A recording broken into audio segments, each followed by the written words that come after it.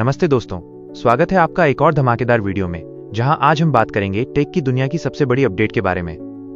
भारत में smartphone market दुनिया के सबसे प्रतिस्पर्धी बाजारों में से एक है। यहां एप्पल और सैमसंग जैसी कंपनियों का दबदबा है, तो वहीं शाओमी और वीवो जैसे ब्रांड्स बजट सेगमेंट पर राज करते हैं।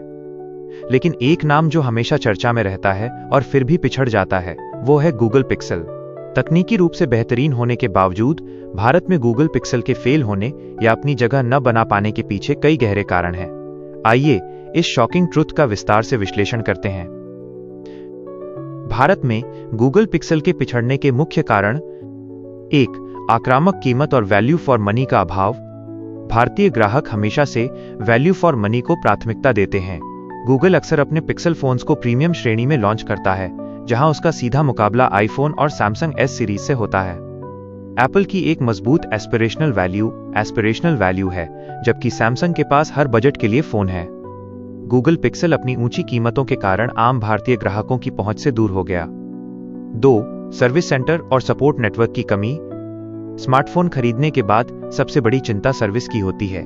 कई सालों तक गूगल के पास भारत में पर्याप्त फिजिकल सर्विस सेंटर्स नहीं थे। ग्राहकों को अपने फोन कोरियर के जरिए भेजने पड़ते थे, जिसमें हफ्तों लग जाते थे।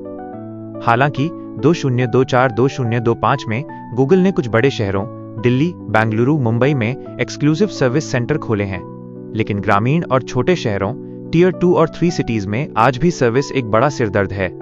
3. मेड इन इंडिया में देरी और भारी टैक्स।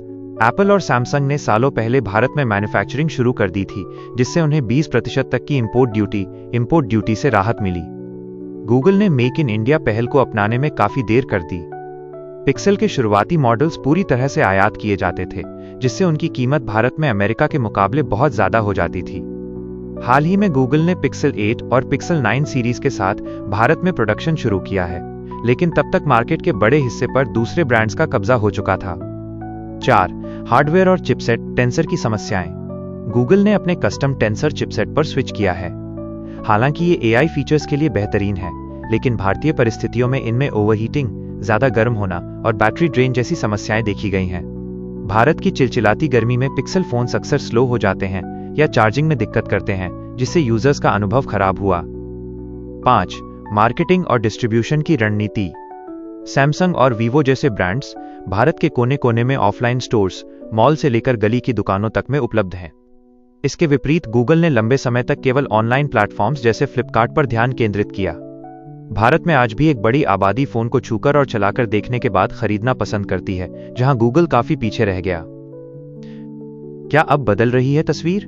2025-2026 का अपडेट।